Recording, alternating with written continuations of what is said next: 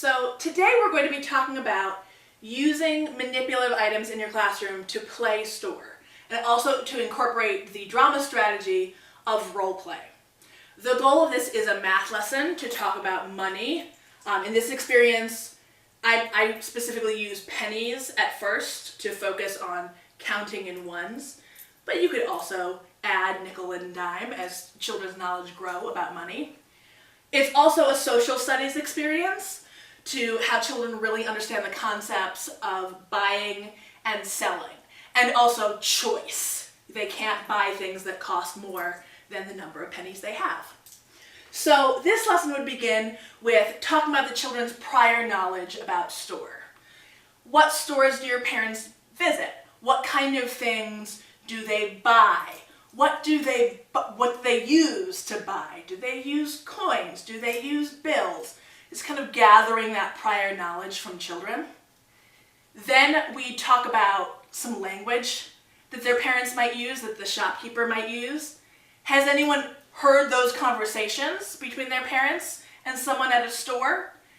Generating some dialogue for them to say, for example, can you help me with this? Or, I need to find something. I would like to buy this, please. And then words that they might say after the transaction, like, have a nice day, thanks for coming, come again, thank you very much. So once we practice that, then we talk about the specific math skill of cents and pennies, reviewing that the children understand that each penny is 1 cent, not just one, but 1 cent. And I'd use some simple items from the classroom, maybe toys, but also some either representations or real items of grown-up items like apple, a flashlight, maybe an office supply.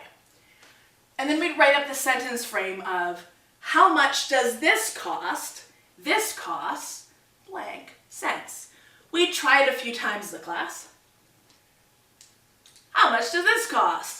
This costs 1 cent. How much does this cost? This costs 3 cents. Then, as we started, I would be the first shopkeeper, and I would set out my store. I would take on a character maybe to show how I was very busy, how much I cared about making sure all my beautiful items were ready. I might ask a student to ring a bell when people entered, to create the setting of someone walking through the jingling door of a store. Children would be given a few pennies. Different children can be given different numbers. And then a few customers at a time, they could look at the items, select 1 or 2, and then use their sentence frame to the storekeeper. How much does this cost? This costs 1 cent. They would give the storekeeper their money, and they would exit the scene with their new item. That's an important social studies point, that to clarify for kindergarten children that the storekeeper is the one who ends up with the money, and the customer is the one who ends up with the object. It's also important for the drama strategy of role play, that the children are not just themselves picking up toys, but they're accepting these new, maybe adult, maybe child characters that are using this language. You know, how much does this cost? Will you help me, please? All of those are great ways to play a character and really be invested in a drama. Once children got the hang of this, I would start asking children to be shopkeepers. After doing that a few times, at tables, they could begin pricing their own items. They could choose, as a table group, this truck will be 2 cents. But this piano is only 1 cent. And then different table groups could visit the different stores around the classroom. This is a great extension because it gives them a chance talking as a group, making collaborative decisions, but also writing out numerals, having practice physically writing them all out.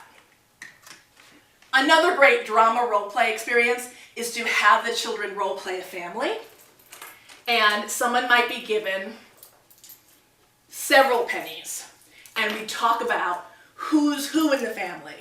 Is someone a teenager? Is someone granddad? Is someone mommy or daddy or the baby? And we practice playing those characters, and then they get in their imaginary family vehicle, buckle their seatbelts, and drive to the store together. And then using those character voices, they would ask for something in the store. We might even encourage them to be consistent with their character. Baby might want a toy, but mommy or daddy might prefer the box of staples, and everyone in the family gets something. So thank you, and this is a great fun way to practice numeral recognition and work on money through the drama strategy of role play.